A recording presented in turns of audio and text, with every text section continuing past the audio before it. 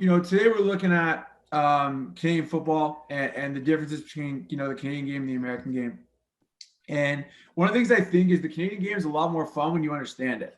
And I think there's a lot of people that play Canadian football and are fans of American football. And, I love my fantasy football team. I love watching the NFL. I'm a big NFL draft guy.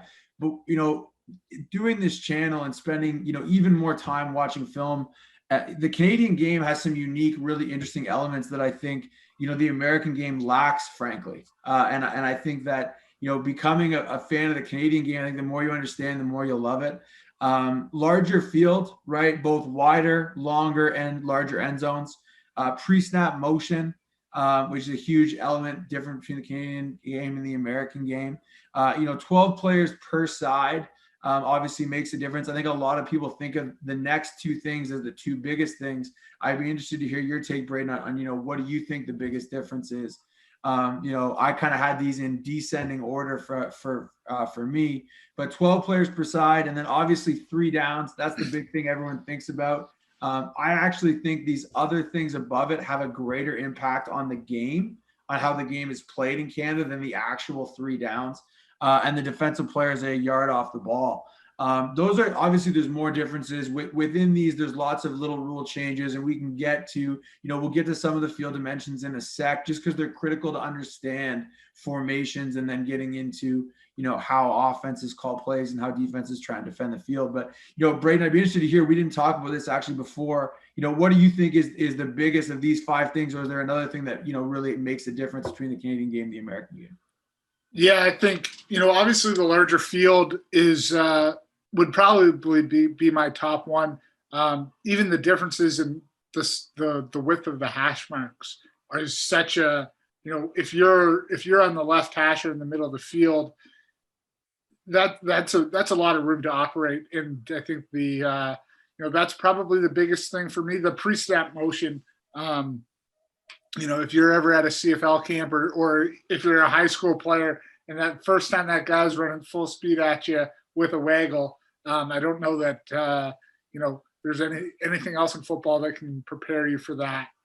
Those would definitely be my top 2 things. Obviously, with 12 players, adding an extra receiver on the offensive side and a defensive back on the other side, from a quarterback's perspective, definitely is a big thing. And on the 3 downs, obviously, you need to be productive on the offensive side of the ball on first down to move the sticks. You don't really get that.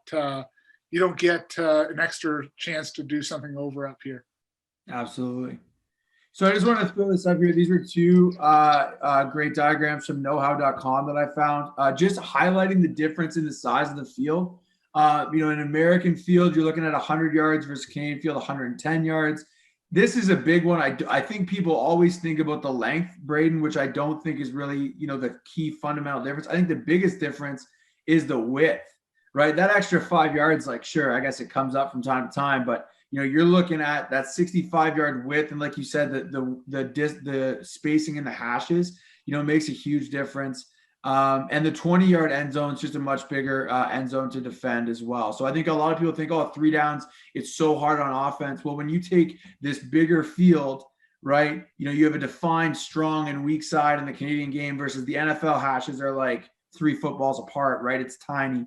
And the expanded end zones, there's a lot there for offenses to work with. No, for sure. When you can be on the 5-yard line and still throw a 25-yard pass in the end zone, that's you have a lot more room to operate, in the red zone where, down south you don't have that area to work with. Absolutely. Just outlining some key rule differences here before we dive into formations. Motion and alignment rules. So 12 athletes on the field at a time. We already touched on that. 7 of them have to be on the line of scrimmage. That's the same as the American game. Where we get different is being able to move off the line of scrimmage.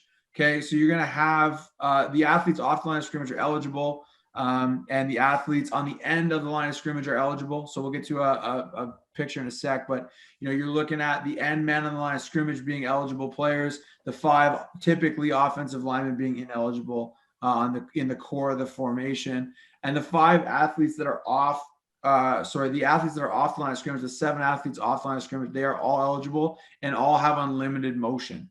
Your 2 end players in the line of scrimmage can motion. It just has to be on the line of scrimmage. So that kind of brings us to our first video here. Okay, you'll just taking a look at this. So really basic downfield pass play.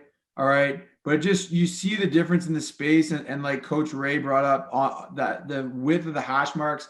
This clip really shows you how much bigger the strong side of the field is when the ball's on a hash versus the weak side of the field, and you also get a chance to see that unlimited motion aspect of it as well.